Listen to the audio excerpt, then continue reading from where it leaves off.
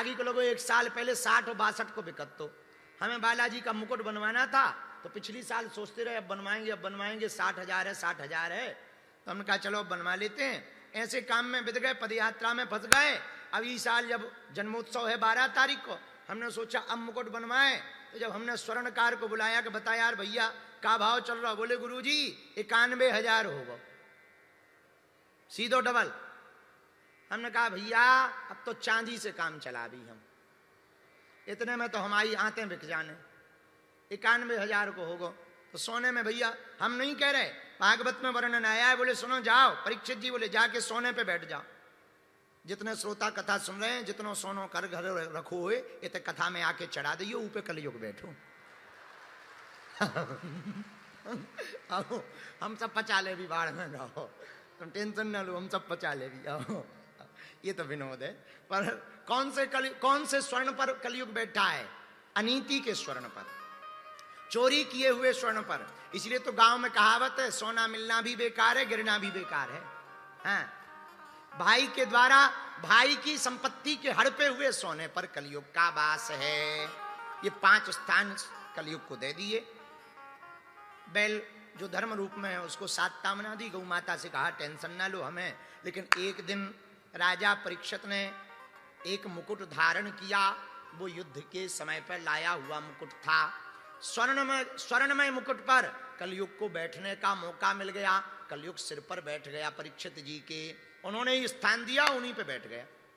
अब फिर क्या, बुरा ना मानना है, ऐसा होता ही है, काऊ को गड्ढा खोदो खुदो गिर जा। ये तो लीला है, कथा है तो अद्भुत है। फिर क्या, आज तक शिकार खेलने नहीं गए, पहली बार शिकार खेलने परीक्षित जी गए। शिकार तो मिला नहीं, प्यास ऊपर से लगे आई। अब पानी दिखा नहीं, तो एक महात्मा की कुटिया देखी, सोचा पानी पी ले में, पर महात्मा जी आंखें बंद किए हुए बैठे हैं। समीक ऋषि, ए बाबा पानी तो पिला दे, पर बाबा जी तो आंखें बंद करें ध्यान में।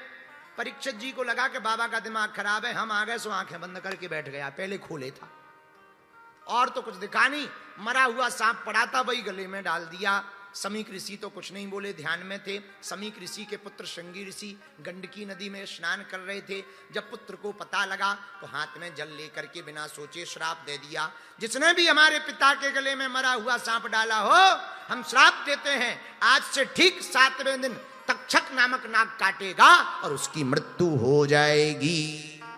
ले जब समीक ऋषि को पता लगा, मन में बड़ा बुरा लगा, भाई किसको श्राप दे दिया पता करो। बोले वो तो राजा परीक्षित थे। तब और पछताए, तुरंत खबर कर दी, राजा 6-7 ही दिन बचे हैं, 7 दिन बाद तुम्हारी टिकट कटने वाली है, कोई उपाय कर लो। राजा परीक्षित परेशान होकर के नदी के किनारे सब छोड़ छाड़ के आ गए। आदमी तभी सब छोड़ता है जब पता लग जाए कि हम मरवे वाले। हाँ, वरना अंतिम समय तक आदमी छोड़ता ही नहीं। आदमी भी बड़ा खतरनाक है। 80 साल का बुढ़ा बंबई का हमारे पास आया, मरने वाला था, सांस तेज चल रही थी, सिलेंज लगा हुआ था, बोतल चढ़ी हुई थी, नर्सें अगल बगल में खड़ी थी, फिर भी हमसे कह रहा था महाराज ऐसी कोई भभूति दे दो हम मरे ना। हम कि अभी भी 80 साल में बोझ बना रहेगा तू, अभी कितने दिन जीना चाहता है, फिर भी जीना चाहता। हम भी बड़े वाले गुरु हैं, हमने भी धीरे से कह दिया तू जिससे भभूति मांग रहा है उसे खुद एक दिन मारना है। ऐसी कोई भभूति नहीं होती है, तो काहे को टेंशन ले रहा है, तू भी चल, पीछे से अपन भी आ रहे हैं। बाद में सही में वो 2 दिन बाद चला गया। अब हम मुझे नहीं कहेंगे कि वो भिवंडी का था। इतनी गलत बात तो हम बोल नहीं सकते हैं। देखो इतनी गलत बात नहीं बोल सकते हैं, व्यासपीठ की बात है, बहुत सावधान रहना चाहिए व्यासपीठ में। सीताराम सीताराम सीताराम कहिए जाई बिदरा के राम ताही विधि। फिर क्या, परीक्षित जी सब छोड़ छाड़ करके नदी के किनारे, गंगा के किनारे आ गए। महात्मा आ गए, महाराज इसकी मृत्यु निश्चित हो से क्या करना चाहिए। लो ये तो सबका सवाल है, मृत्यु तो तुम्हारी हमारी भी निश्चित है, अब तुम बताओ क्या करना चाहिए। परीक्षित जी भी यही पूछ रहे, क्या करना चाहिए जिसकी मौत निश्चय हो। आया है सो जाएगा राजा रंक फकीर, और कोई सिंहासन चढ़ा पर कोई बंधा जंजीर।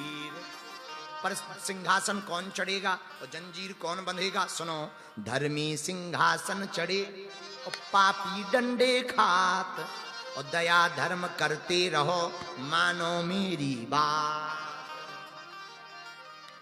मरना सबको है,